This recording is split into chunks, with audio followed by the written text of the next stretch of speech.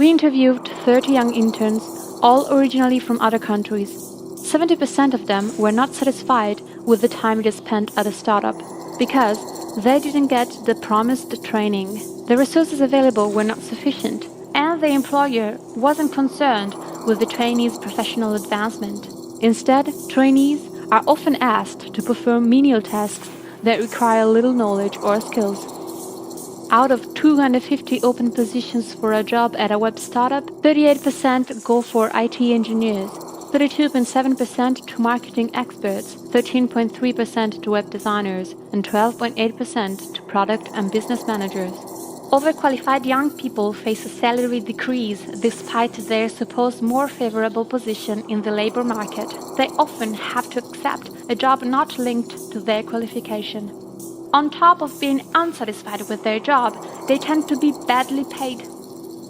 Only 37.5% of them judge their salary reasonable. 1 out of 4 overqualified youth still thinks that his job is inferior to their qualification, even if crisis has forced a lot of them to revise their ambition.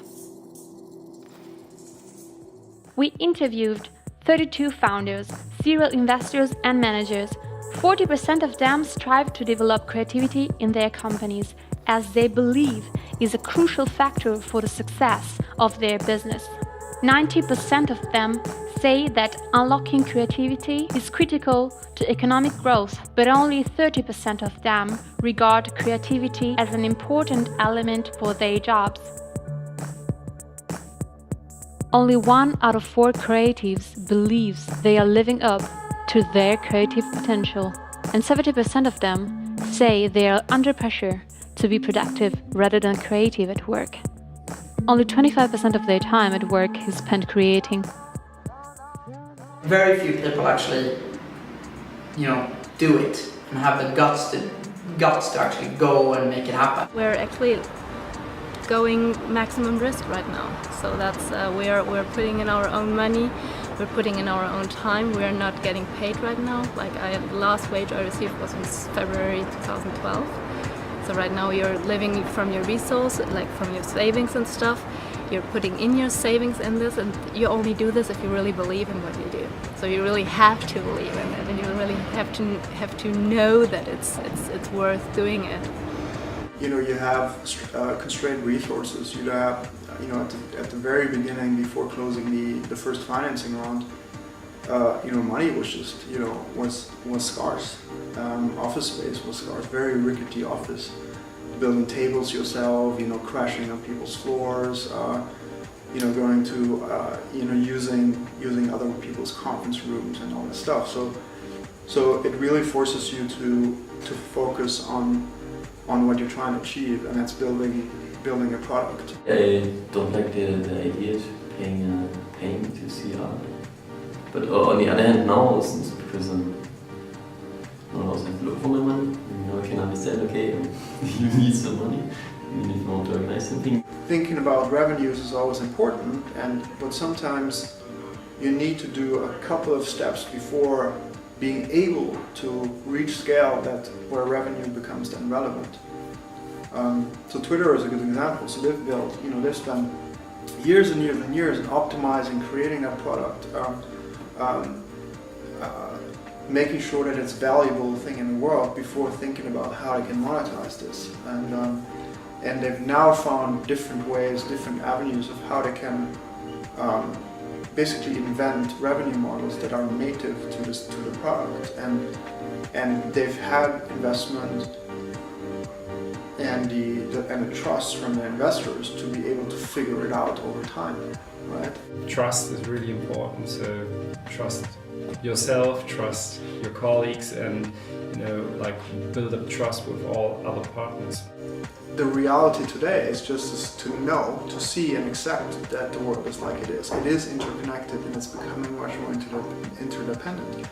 So for a person living in a small town in Italy, creating, producing olive oil, it's his market is not only Italy or his region. His market is suddenly the world. Our models are scalable. That means if it works in a small area, and it's scalable, you put 1,000 people on it, it's working the same as you put like 1 million people on it on a project. And this is why it is so safe, because you don't have so many costs at the beginning. And if it's working, you just have to scale, and you optimize websites and the technique behind it.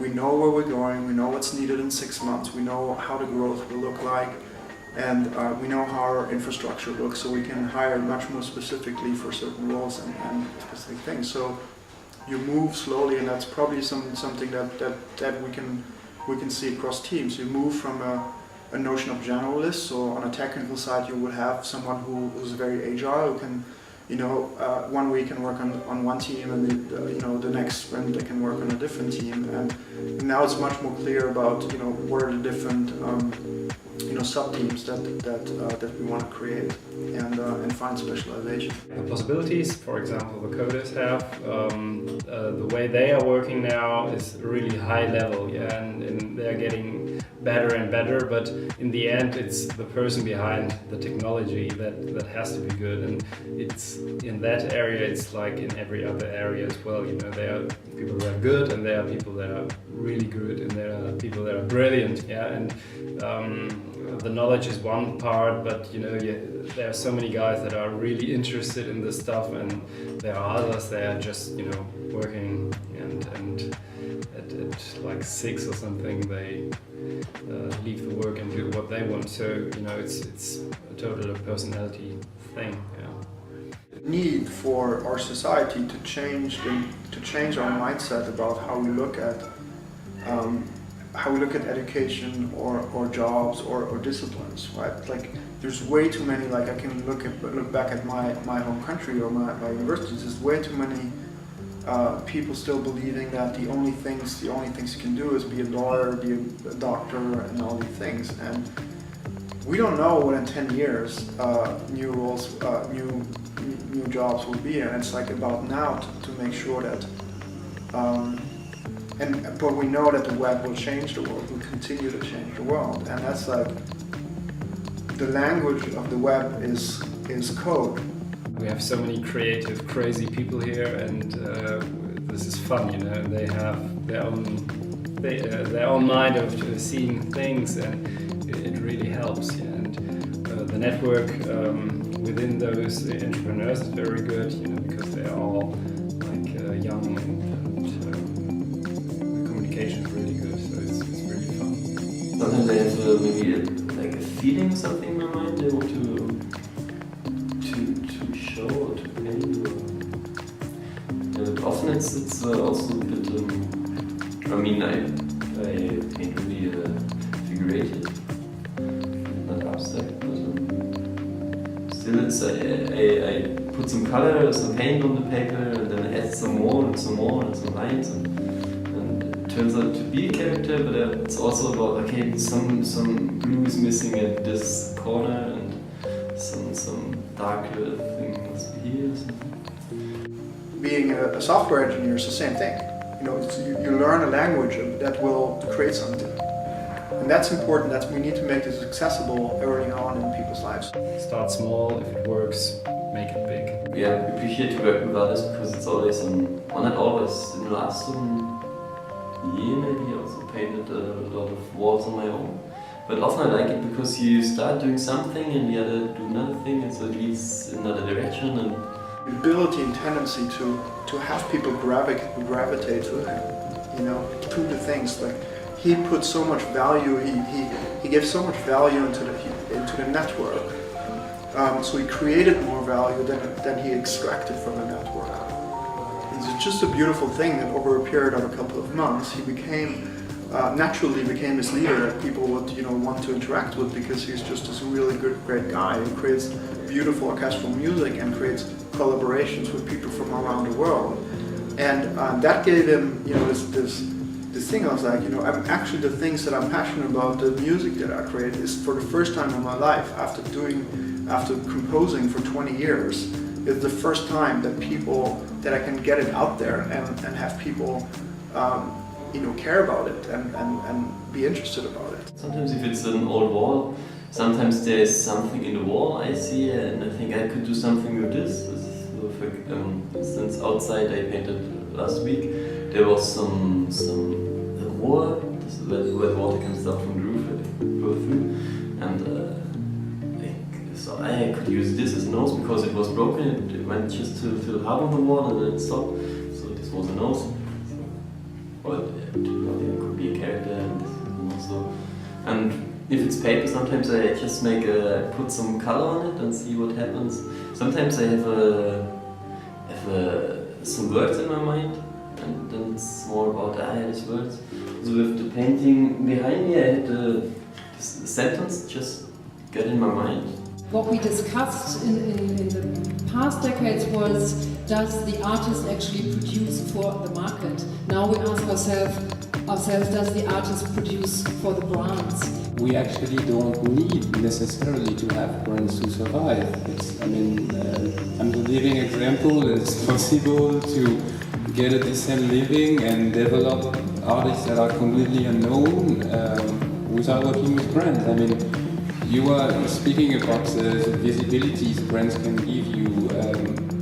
Nowadays, 2012, with all the social media and everything that happens on the internet, if an artist really wants to be seen, he can be seen. Yeah, but not everybody is watching YouTube.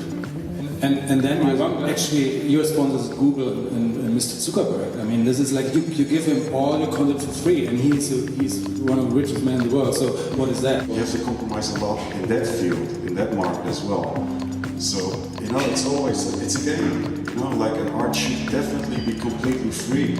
Yeah, of course they want to buy somehow the image, and they want to buy being closer to their customers, being closer to the consumers, but they also want to buy the vision on public space, maybe, because they might not think in the same way, because they might come from traditional advertising. They think, okay, we can rent this space and this space, and then make this, and just like a classic advertising campaign flight, and then just roll it out and have the same message repeated 5,000 times. And then they might start artists saying, what do you think? Can you somehow relate to our product or to the campaign? What would you make of it? Would be cooler to get more money through paintings or to free works, but I like that it's a mix of a lot of different things, these workshops and this illustration and paintings and painting walls. It's not focused on one thing. Yeah, that's bit from this and bit from this and bit from this. It's what I really like. Also a lot of designers as well. We think like, I do something pretty, they like my work, but they actually don't earn enough to actually survive. And it's not just with art, but it's everything where a person is creative and needs to live from it. That this is that's really hard actually, and you have to always look after yourself because nobody else would do it. Maybe for me it's also easier because I'm an illustrator as well and can raise money through that. And if you just do conceptual work, and I have a friend who lives in Münster, he's from the Berliner Kunstverein, and he does this performance and stuff, so there's nothing to sell afterwards. No paintings he could sell, so he always has to think about what could he do, but he doesn't want to make these gimmicks just to raise some money because he wants to focus on his art. It's for such people it's much harder. An institution like Deutsche Bank, when they sponsor an opera or a big exhibition, first the way they do it is very subtle and very discreet, and it's not really comparable to the whole streetwear industry or all the brands for the segment 1535, which is, those are the brands I really have a problem with, because they want to absorb this subculture with a very short-term goal, which is associate the brand with an image, sell more. In the case of the Deutsche Bank, let's be serious, what is the percentage of their budget they spend on financing culture? It's a big amount in the end, But when you break it down to a percentage, it's very, very small. While when young labels, so to say, invest in one event or festival, it's a significant part of their marketing budget. I mean, they really do it expecting to get something immediately in return. And it's also something to balance. Like, I see more Deutsche Bank in the art world as, doing the role of the state. They opened new house and a lot of studios. There was like maybe 20 studios and 300 to 400 people showed up and were interested. So it's really hard here in Berlin.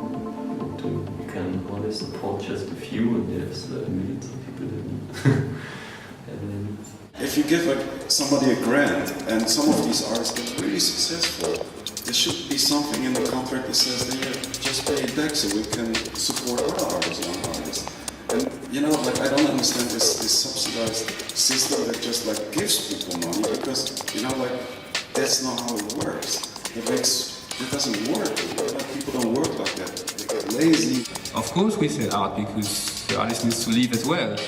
But what I try to do as a gallerist is to give them possibilities to live from their art without compromising with doing a flyer here, a mural there, and the next bottle for this brand of alcohol. I mean, that's why. Also for me, this is a boring thing because I want to focus on my work, but I have to send portfolios all the time. I think this is exactly what we learn from grants. To consider everything and everyone who's doing something creative a grant. And I think this is really not good, and we should actually step away from this and try not to use the language of the grants for very traditional creative force in human beings. If you did graffiti, you did letters, also start to do characters as well, or paint figures and characters. And you work so hard to build your own image and have a certain standard and a certain positioning, and then you do one event with a brand and everything is destroyed because it cannibalizes you completely. As you said, I didn't look into all the contracts and all this stuff. I was like, the program looks cool, they bring nice artists, why not? I mean, everybody's doing it. But that's also not something I will do again. A lot of music wouldn't be here in the world without sponsoring. That's a fact. I mean, there are brands in this world since 10, 20 years in electronic music, and it makes things possible. As long as you as an artist can do what you want and don't compromise, then it's fucking fine. Where's the problem? They know that they do somehow have to market themselves, and they know where there are matches and where there are not. And it's somehow the hybrid age, kind of. We all grew up in a hybrid world where this parasital sort of marketing world always, as you said, sucked as fast, as quickly as possible out of the art world. But I think both worlds, like arts and culture and marketing, if they were one houses, they would invite each other over quite oftenly because they just depend on each other. They would like to make it seem that they want to help the art and the artists, but you really should not forget that no brand want to help somebody. To help somebody is charity, and they don't want to do charity. They want something from you to sell more of their products. Sometimes they come, but what it really is that I think, what I'm doing here, it's just paint faces, and there are millions of faces in the room every day. And probably we have to do it again. But I'm a painter. So. If you love your job, you don't have to work anymore, and this is really what it's all about. You have to have the passion for the job, and you really have to like what you're doing, and then you're one of the best. An diesem Tag gingen wir Fähren auf Reisen. I don't know. On this day, the ferryman went for a journey. If they go together with brands, just don't lose the way. I mean, I think it's really important to just keep your authenticity. It's a marketing word as well. Yeah. But the inner playground, you know, keep it funny, keep it loose, and just do foolish stuff as well, and just play around and stay true.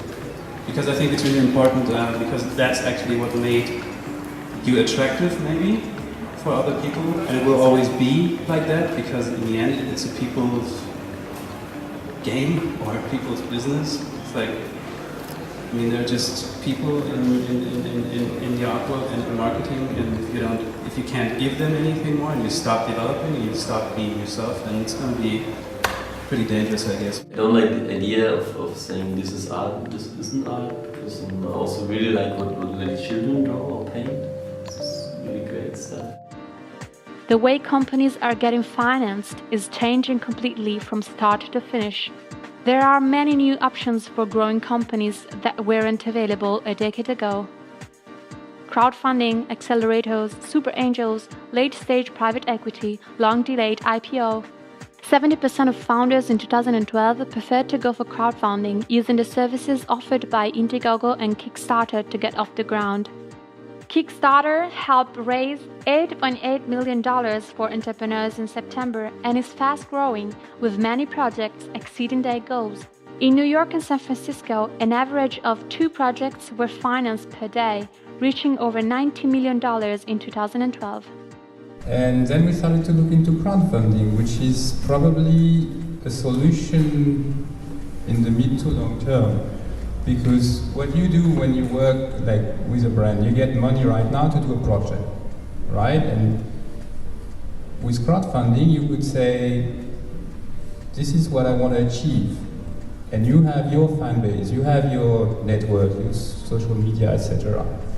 And instead of selling your soul to Nike, Sony, Adidas, whatever, you could actually find people who will say, I will support this artist, you know? When somebody buys a piece from Vermilius, for instance, they also support the cause. And I have clients who will probably never hang some pieces in their apartment, but they want to support. And probably crowdfunding for clubs or for art projects, it's a miracle.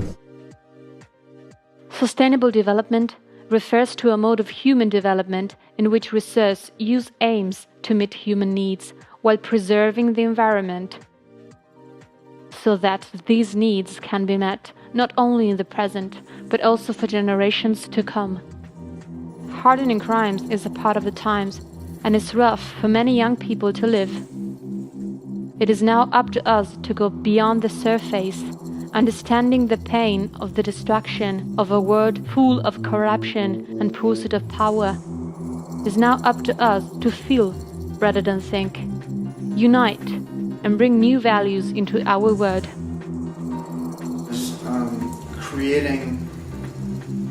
Essentially creating a new behavior.